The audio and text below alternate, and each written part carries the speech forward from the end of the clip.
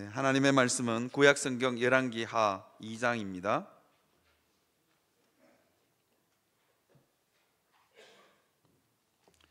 열왕기하 2장 1절에서 14절에 있는 말씀입니다. 제가 가진 성경으로 구약성경 561페이지입니다.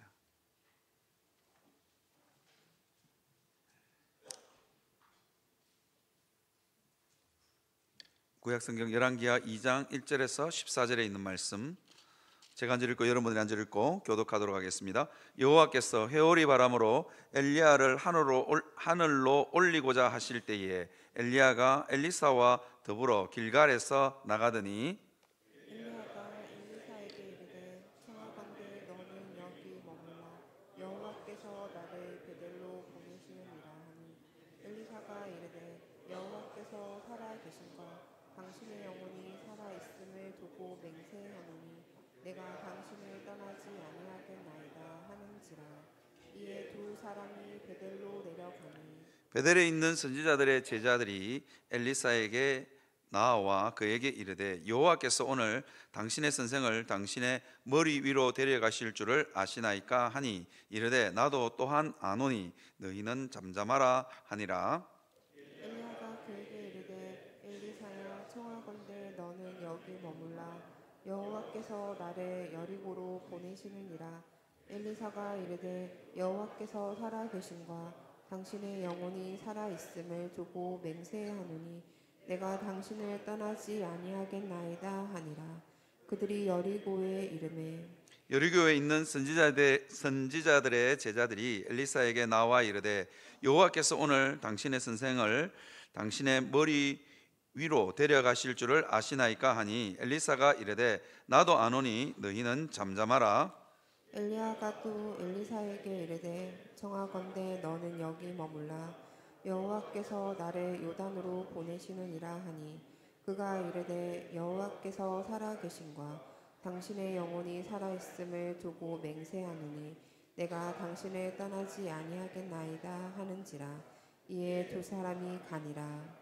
선지자의 제자 50명이 가서 멀리 서서 바라보매 그 두 사람이 요단가에 서 있더니 엘리야가 겉옷을 가지고 말아 물을 치매 물이 이리저리 갈라지고 두 사람이 마른 땅 위로 건너더라. 건너매 엘리야가 엘리사에게 이르되 나를 내게서 데려감을 당하기 전에 내가 내게 어떻게 할지를 구하라. 엘리사가 이르되 당신의 성령이 하시는 역사가 갑절이나 내게 있게 하소서 하는지라. 이르되 내가 어려운 일을 구하는도다. 그러나 나를 내게서 데려가시는 것을 내가 보면 그 일이 내게 이루어지려니와 그렇지 아니하면 이루어지지 아니하리라 하고 두 사람이 길을 가며 말하더니 불수레와 불말들이 두 사람을 갈라놓고 엘리야가 회오리 바람으로 하늘로 올라가더라. 엘리사가 보고 소리 지르되 내 아버지여 내 아버지여 이스라엘의 병거와 그 마병이여 하더니 다시 보이지 아니하는지라. 이에 엘리사가 자기의 옷을 잡아 둘로 찢고 엘리야의 몸에서 떨어진 겉옷을 주워 가지고 돌아와 요단 언덕에 서서 엘리야의 몸에서 떨어진 그의 겉옷을 가지고 물을 치며 이르되 엘리야의 하나님 여호와는 어디 계시니까 하고 그도 물을 치매 물이 이리저리 갈라지고 엘리사가 건너더라. 아멘. 계속해서 마태복음을 묵상하고 있다가 열왕기하로 갑자기 바꾸었습니다. 제 마음속에 어떤 영적인 위기감을 느껴서 이 말씀을 가지고 여러분들과 좀 나누려고 합니다. 갑절의 영감을 주옵소서. 우리가 너무도 잘 알고 있는 말씀이죠. 엘리야의 시대가 저물고 엘리사의 시대가 이제 펼쳐지고 있습니다. 리더십의 이양이 이루어지고 있죠. 어떤 면에서 우리 한국 교회도 리더십의 이양이 이어지고 있는 상황입니다. 신앙의 부흥의 세대를 이루었던 한 세대가 지고 저처럼 약간 젊은 목사들이 이제 교회를 짊어지고 나가야 되는 그런 시대입니다. 그런데 그 리더십을 이양받기에 이게 한 세대를 짊어지기에는 이게 한 젊은 목사로서 너무 초라하고 부끄럽고 두렵고 감당할 수 있을까 하는 그런 위기감을 느꼈습니다. 그래서 제가 오늘 여러분들과 함께 이 말씀을 좀 같이 나누려고 합니다. 마태복음을 잠깐만 적고 오늘 한 주만 이 말씀으로 여러분들과 나누려고 합니다. 엘리야와 엘리사 시대는 굉장히 암울한 시대였습니다. 세상이 점점 악해져 가고 소망이 없었습니다. 사람들은 점점 완악해져 갔고 불신앙이 팽배한 시대였습니다. 그런데 개선의 여지는 전혀 없었습니다. 나아질 기미가 전혀 없다는 말입니다. 왜냐하면 북왕국 이스라엘 왕 중에 가장 악한 왕이 누구냐 하면 아합입니다. 그 아합이 엘리야의 예언대로 아주 비참하게 죽습니다. 엘리야의 그 아합이 전쟁에 나갔다가 죽습니다. 죽어서 그 병거와 그 시체를 어디서 씻냐면 사마리아 못에서 씻는데, 개들이 와서 그 사마리아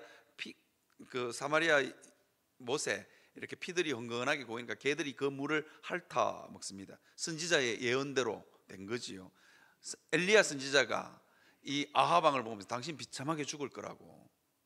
왜냐하면 어떻게 그렇게 하나님 말씀을 안 듣냐고. 그리고는 이 사마리아 못은 어떤 곳이냐면 창기들이 목욕하는 곳이었습니다. 그곳에서 개들이 물을 핥아 먹는 그 비참한 죽음을 맞이했습니다. 선지자의 예언대로 되었음에도 불구하고 그 아들 아하시아는 전혀 정신을 차리지 못합니다. 그러니까 아버지가 그 정도 해서 선지자의 예언대로 죽는 것을 보았으면 아들이 정신을 차려야 되는데 아들이 정신을 차리지 못합니다. 그 정도로 영적인 사로잡힘과 영적인 암울함이 심각했다는 겁니다. 아들 아하시아는 병이 들었는데 바알세붐에게 이게 내가 낫겠는지 점치러 보냅니다. 그걸 보고 있던 엘리야가 속이 터지는 거예요. 이스라엘에는 하나님이 없나? 왜 바알세붐에다가 이웃 나라에게까지 가서 자기 병이 나을지 말지를 묻고 있냐고. 엘리야가 너무너무 화가 나가지고 뭐라냐면 그 사자들을 불러 세워놓고 너 갈 필요도 없다. 그 나라에 갈 필요도 없다.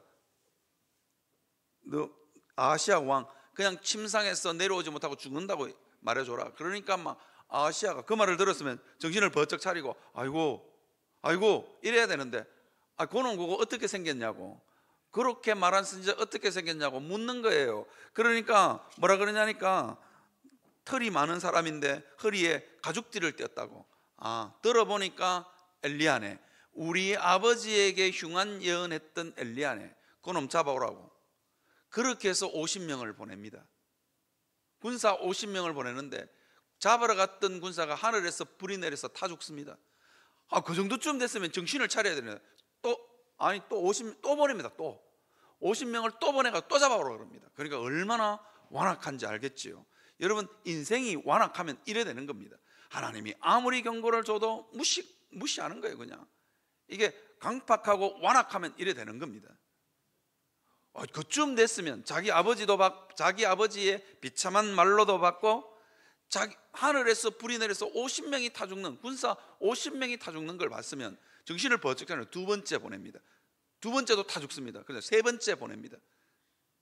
세 번째 보냈는데 세 번째 보내는 이 50부장은 아주 지혜로운 사람이에요. 가자마자 딱 엎드려요. 나 타 죽기 싫어요.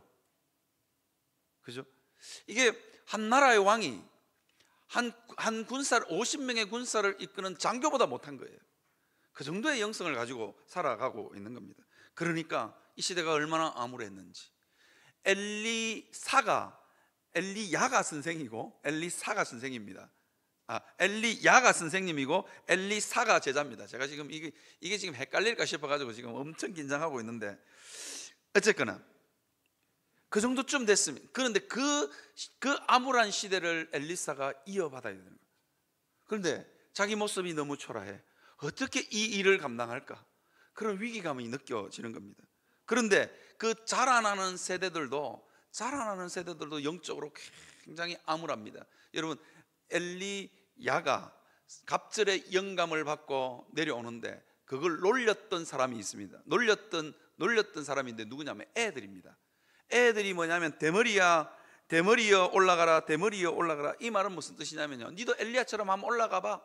여러분, 애들 입에서 이 말이 나오는 거예요.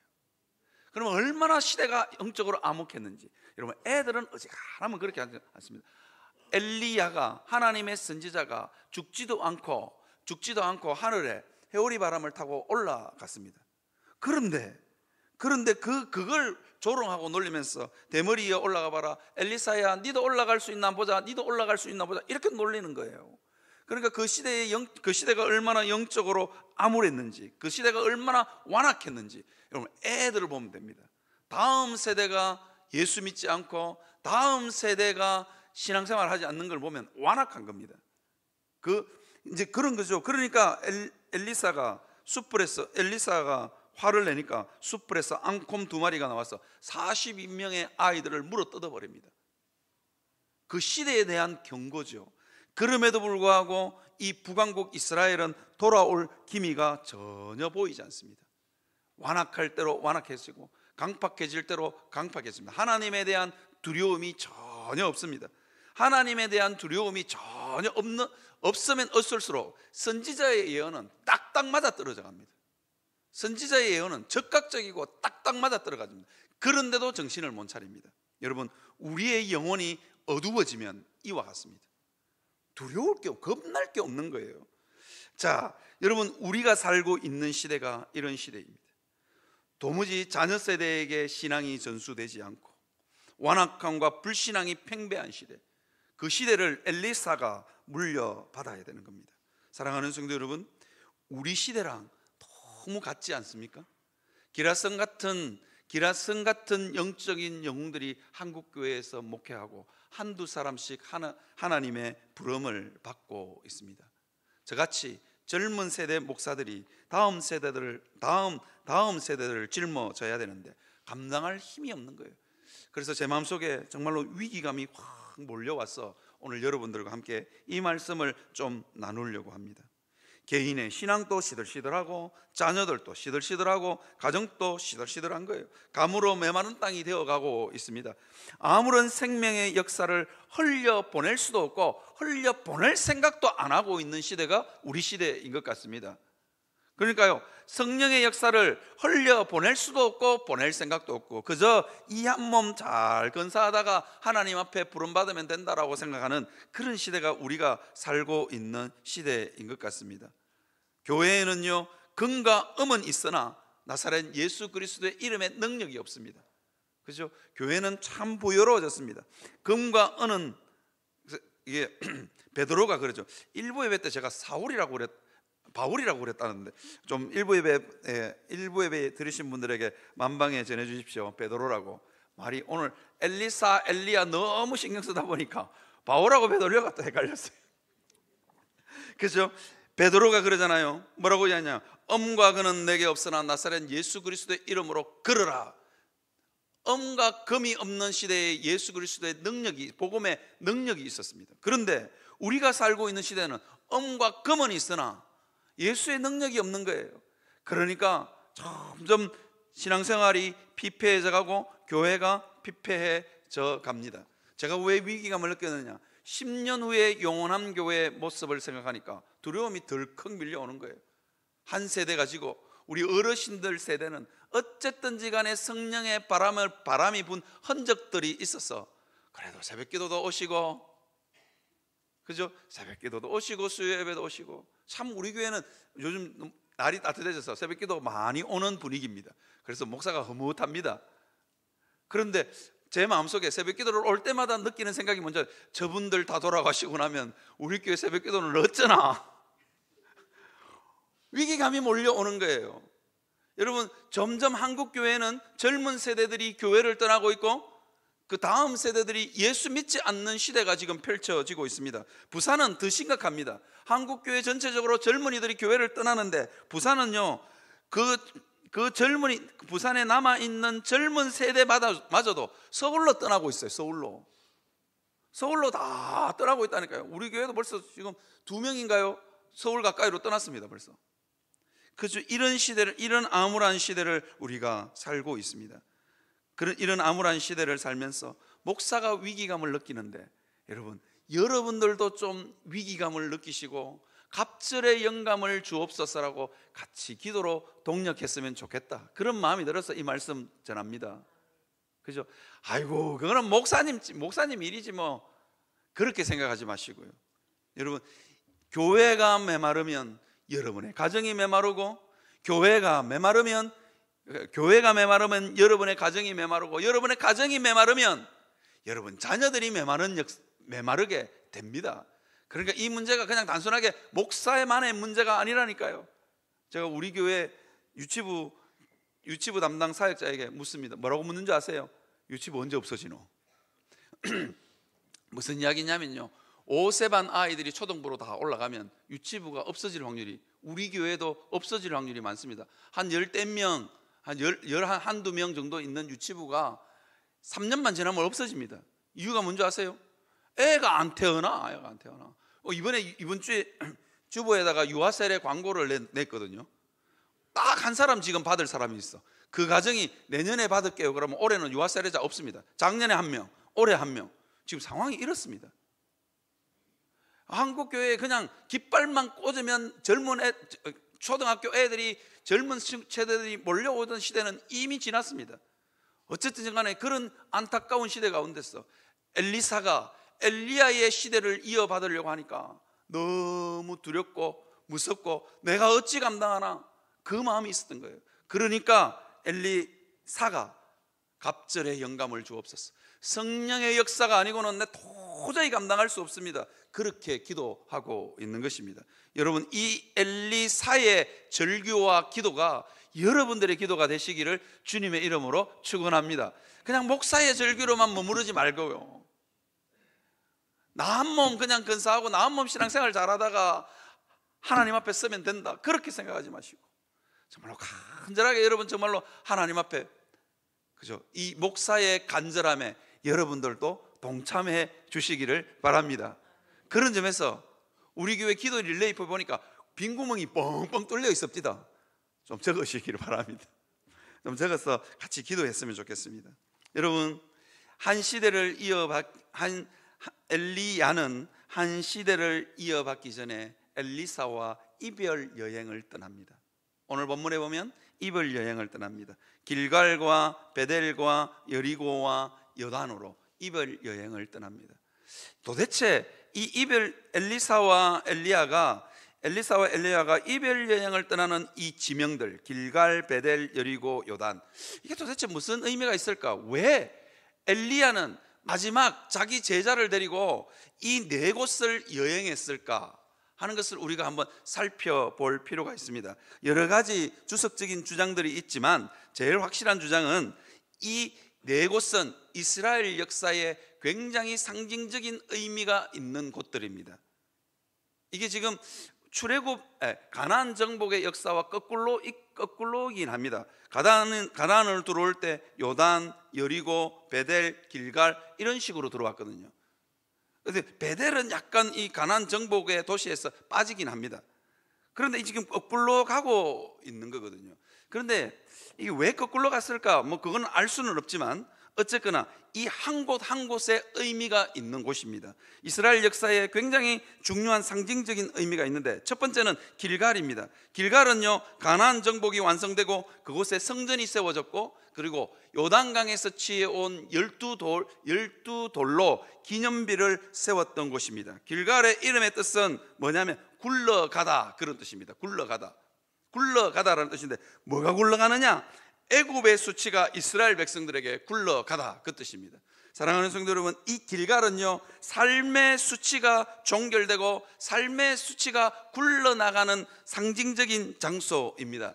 여러분의 삶 가운데도 이 수치의 역사가 굴러나가는 역사 있기를 주님의 이름으로 축원합니다. 엘리야와 엘리사가 이 길갈에 갔을 때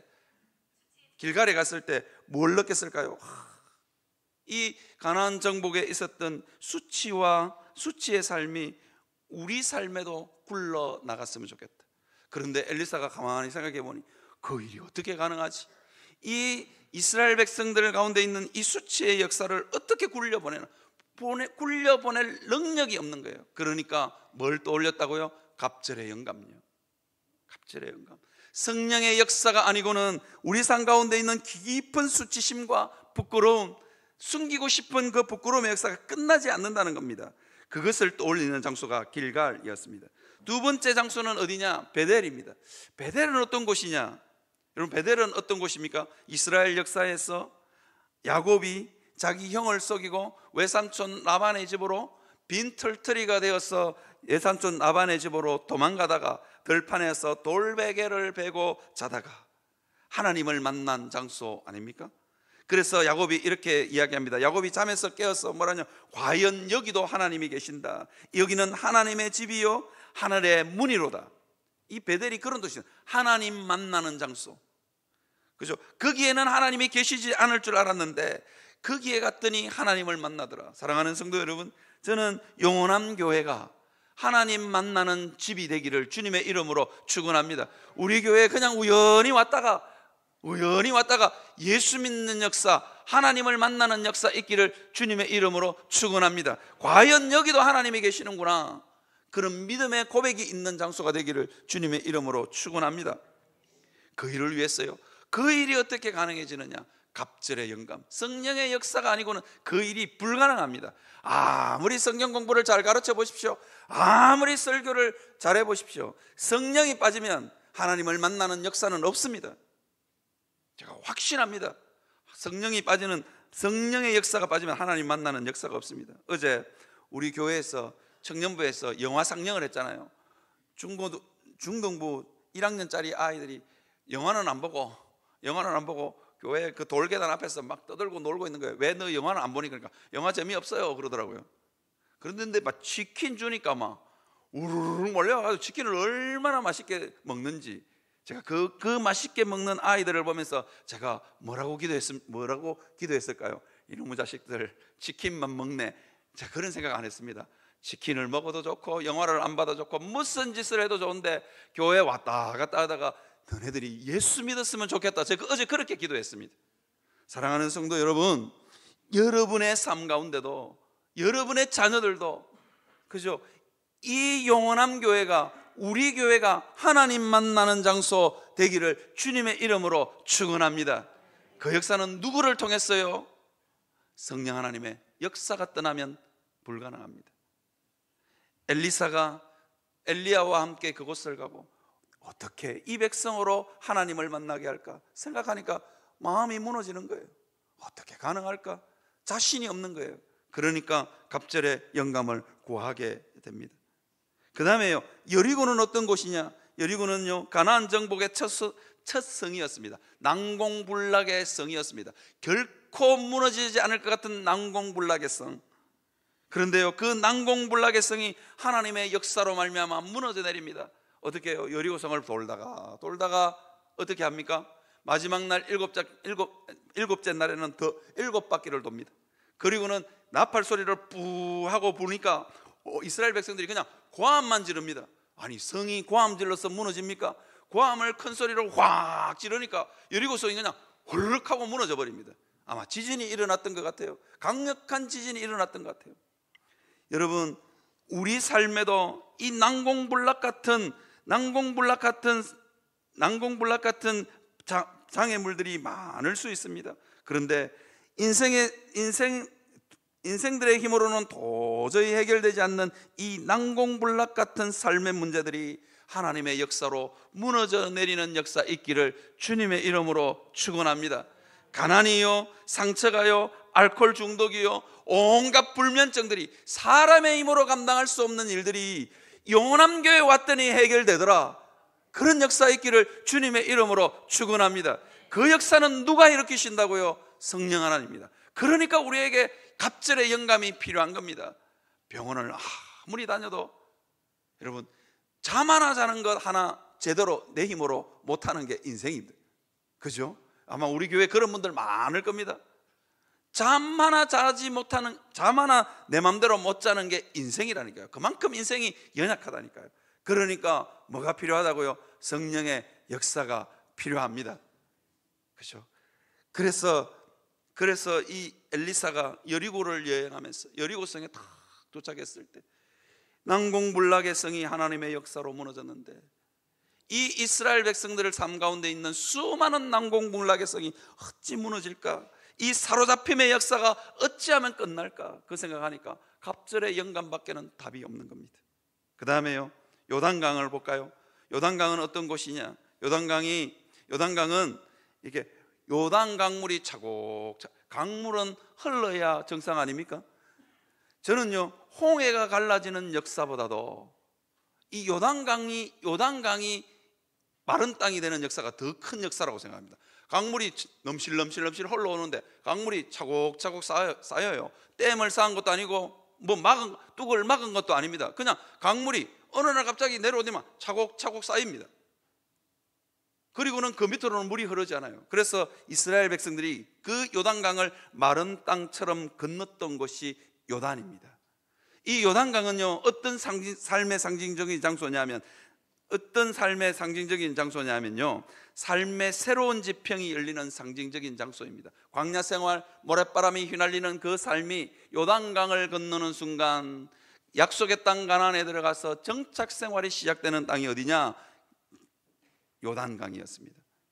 그런데 엘리사를 보면서, 엘리사가 겉옷을 가지고 들어서 물을 이리저리 치니 물이 완전히 두 갈래로 갈라져서 엘리사와 엘리야 두 사람이 마른 땅 걷듯이 요단강을 건넙니다.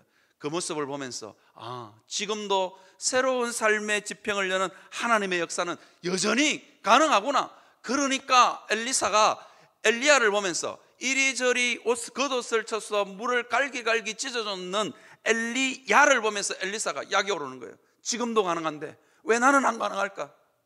여러분, 제 마음속에 이 울분이 있습니다. 내 선배 목사들은 가능했는데 왜 우리는 안 되냐는 거예요. 여러분, 거기에 대한 지금은 안 된다 그러지 마시고, 안 되는 게 어디 있습니까? 그때는 됐는데 왜 지금은 안 된다는 거예요. 왜 엘리사가 구약의 이스라엘 길갈과 베델과 그리고 여리고를 탁 하다가 여기서는 직접 보여주는 거예요. 약 올리는 거 아닙니다. 지금도 가능하다, 그 이야기를 하는 거예요. 그러니까 엘리사가 더 사모하는 마음이 더 깊어집니다. 사랑하는 성도 여러분, 우리의 삶 가운데 여러분, 이 복음의 역사, 성령의 역사를 사모할 수 있는 여러분들이 되시기를 바랍니다. 우리가 믿고 있는 하나님은 죽은 하나님이 아닙니다. 우리가 믿고 있는 하나님은 시퍼렇게 살아계시는 분 아닙니까? 그분은 지금도 성령의 역사를 일으키시는 분 아닙니까?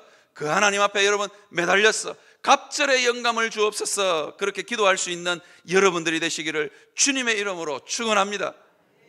저의 이 울분에, 저의 이 간절함에 여러분들도 좀 동참했으면 좋겠습니다.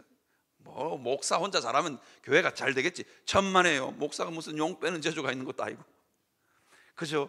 여러분들, 권사님들 중에서, 장로님들 중에서, 집사님들 중에서 목사의 이 간절한 사모함에 여러분 동참할 수 있는 사람이 나와야 교회가 되는 거예요. 목사 혼자 아무리 북치고 장구쳐도 안 된다니까요. 그래서 저는 여러분들이 정말로 이 갑절의 영감을 사모해 주기 위해서 날마다 하나님 앞에 처절하게 매달리는 동력자가 되어 주시기를 주님의 이름으로 축원합니다.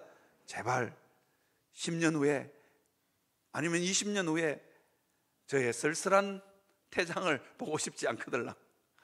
아니요, 내만 쓸쓸하게 퇴장하는 거 아닙니다. 영원함 교회도, 한국 교회도 쓸쓸하게 퇴장할 수 있습니다. 그러니까 그런 걸 눈으로 목격하고 싶지 않거든. 여러분, 갑절의 영감을 주옵소서. 그렇게 하나님 앞에 매달릴 수 있는 여러분들 되시기를 주님의 이름으로 축원합니다. 한국 교회에 유명한 목사님이 있어요. 정말로 엄청나게 큰 교회를 이루었던 유명한 목사님 간증에서 들은 이야기입니다. 이분이 서울에 있는 불광동이라는 동이 있습니다. 은평구 쪽에. 거기에 천막교회를 짓고 교회를 시작했습니다. 직분이 전도사니까 전도하러 가야 되잖아요. 그래서 그 찢어지게 가난한 동네에 전도하러 갔어요. 아주머니 예수 믿고 지옥 가는 게 예수 믿고 천국 갑시다. 그러니까 아주머니 눈이 휙 돌아가는 거예요. 완전히 내가 나쁜 말 한 것도 아닌데, 전도사님이 나쁜 말 한 것도 아닌데 눈을 확 흘겨보더랍니다. 그래서 전도사님이 한마디 더 했답니다. 예수 안 믿으면 지옥 갑니다. 이 아주머니의 대답이 이북에서 피난와서 내려오신 분인 것 같아요. 1950년대 60년대니까 1960년대쯤 되는 것 같습니다. 이북에서 내려오신 분인데 찢어지게 가난하게 살다가 어느 전도사가 와서 예수 믿고 천국 갑시다 그러니까 예수 아이 믿어 그랬답니다. 북한말로.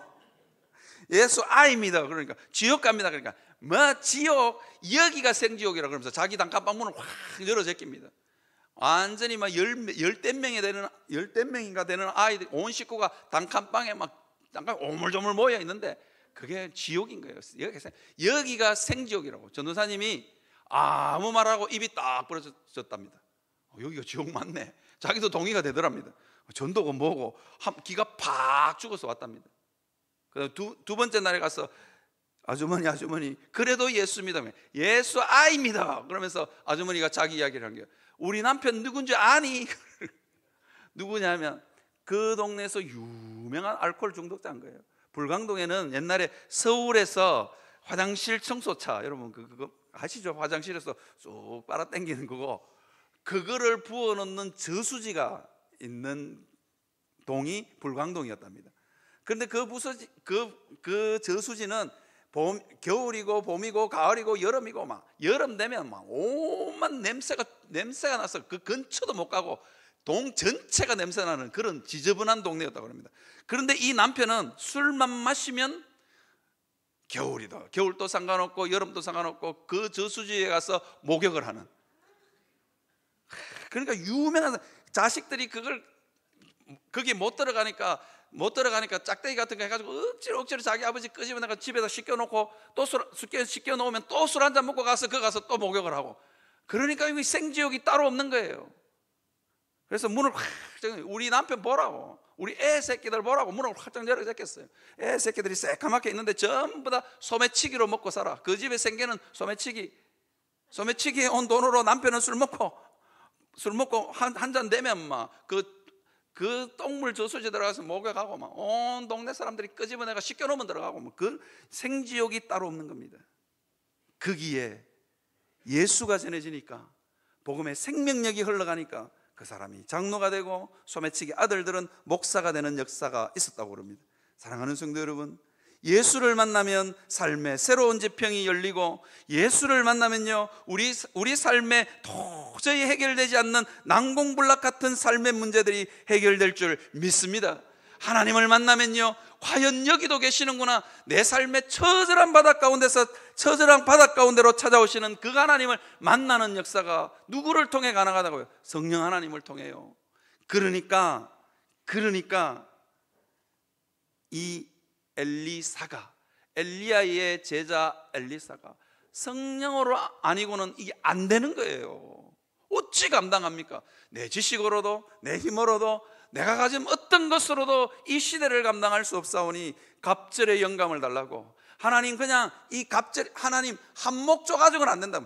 이 한목조 쓰는 이 암울한 세상 감당도 안 됩니다. 하나님 2배를 달라고 지금 기도하고 있는 겁니다. 이게 우리의 기도가 되기를 주님의 이름으로 축원합니다. 여러분, 진짜로 그 똥물에서 목욕하는 남편이 변해서 서울의 큰 교회 장로님이 됐다잖아요. 우리 교회도 그런 역사 있기를 주님의 이름으로 축원합니다. 그렇죠? 그러니까 엘리사가 갑절의 영감을 달라고 하나님 앞에 매달리고 기도하고 있는 겁니다. 요한복음 14장 12절에 보니까 예수님이 뭐라고 하냐, 내가 진실로 너희에게 이르노니 나를 믿는 자는 내가 하는 일을 그도 할 것이요 또한 그보다 큰 일도 하리니 이는 내가 아버지께로 감이라 라고 이야기하고 있습니다.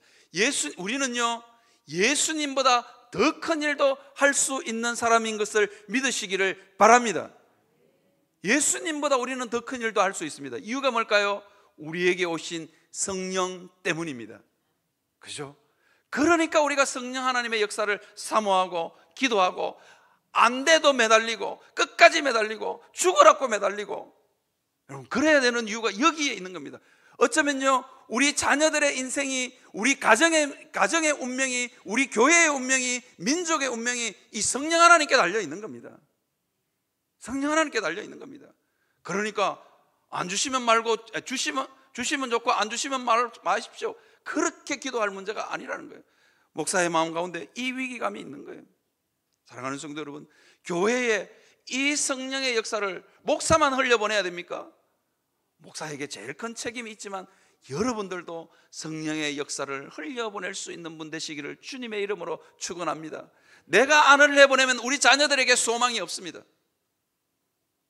내가 너무 경고하는 것 같습니까? 너무 협박 같습니까? 정말입니다. 어떻게 성령의 역사가 흘러가지 않는데 그 자녀가 예수를 믿을 수 있겠습니까? 사랑하는 성도 여러분, 우리 정말 하나님 앞에 갑절의 영감을 달라고 하나님 앞에 매달리시는 여러분들이 되시기를 바랍니다. 제 모교회가 제가 30대인가요? 20대에 제 모교회가 100주년 기념 예배를 드렸습니다. 그 100주년 기념 예배를 드릴 때 들은 간증입니다. 제 모교회는 6.25 때 순교의 제물이 있는 곳입니다.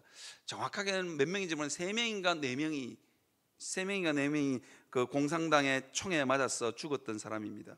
교회에서 기도하다가 어느 날 저녁에 산에 있던 빨치산이 어느 날 갑자기 교회에 기도하는 사택에 모여서, 사택이 방이 여러 개니까 이곳에는 젊은 사람들이 모여서 기도는 안 하고 사치기 사치뽕 게임하고 있고 그렇죠? 다른 방에는 나이 많은 이 어르신들이 거기서 기도하고 있고 뭐 기도하고 있는데 갑자기 옆방에서 고함 소리가 들리는 거예요. 무슨 고함 소리? 젊은 사람들아 예수 믿어, 예수 일꾼되라고. 저 할매가 갑자기 왜 저래 소리를 지르나? 젊은 사람들이 사치기 사치뽕 게임하고 있다가 깜짝 놀라서 멈췄어요. 그걸 가만히 들어보니까 옆방에서 누가 온 것 같아. 그런데 이 할머니가 젊은 사람들아 예수 믿어, 예수 일꾼되라고 고함을 지르니까 무슨 일 있다 그랬는데 총소리가 땅 하고 나더랍니다.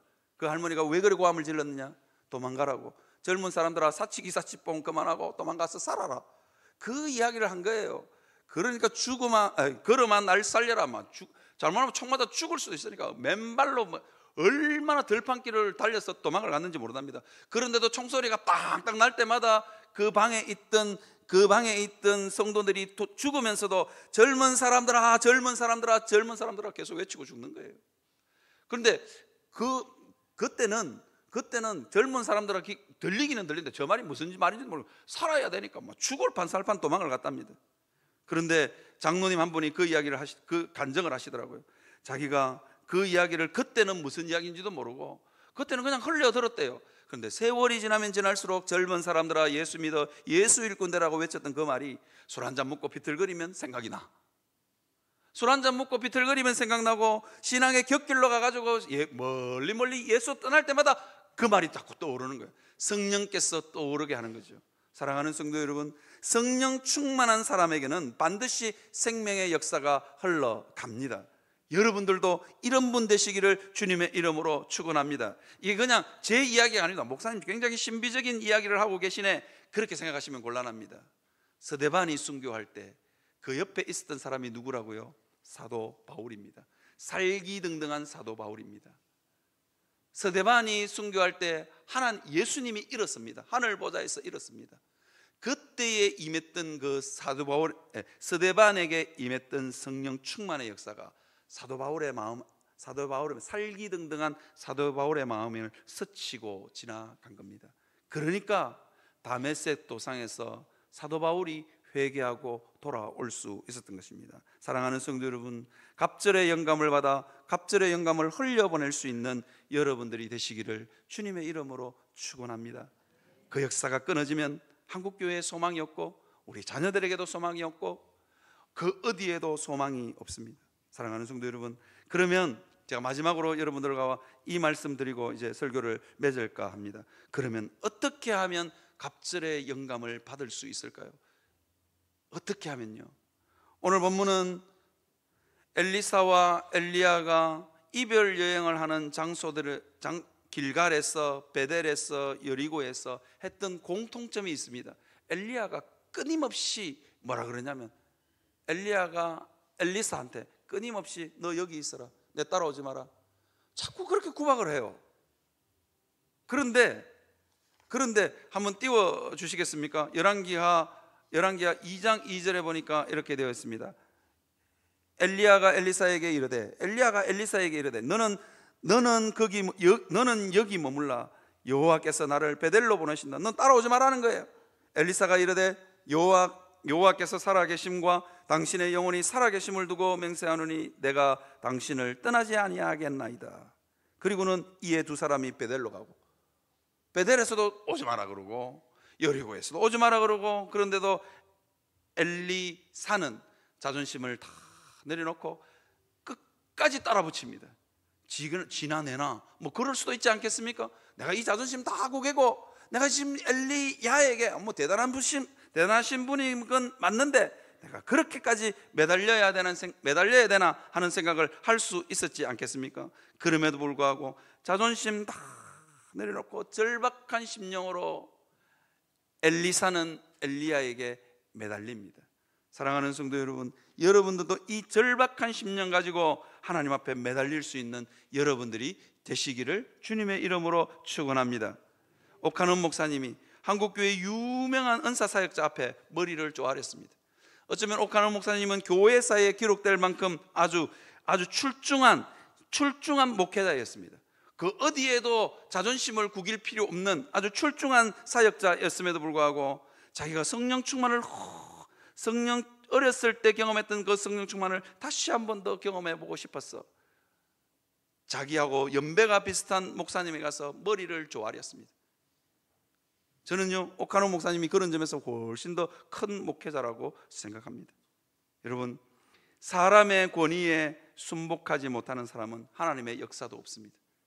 그죠? 그래서 여러분, 하나님 앞에 내 자존심을 내려놓고 간절함과 절박함으로 하나님 앞에 매달릴 수 있는 여러분들이 되시기를 주님의 이름으로 축원합니다. 언제 성령이 임하실지, 갑절의 영감이 언제 내게 주어질지 우리는 알 수 없지만 그 하나님이 갑절의 영감을 주실 때까지 매달렸어 그 갑절의 영감을 다른 이들에게 흘려보내시는 여러분들이 되시기를 주님의 이름으로 축원합니다.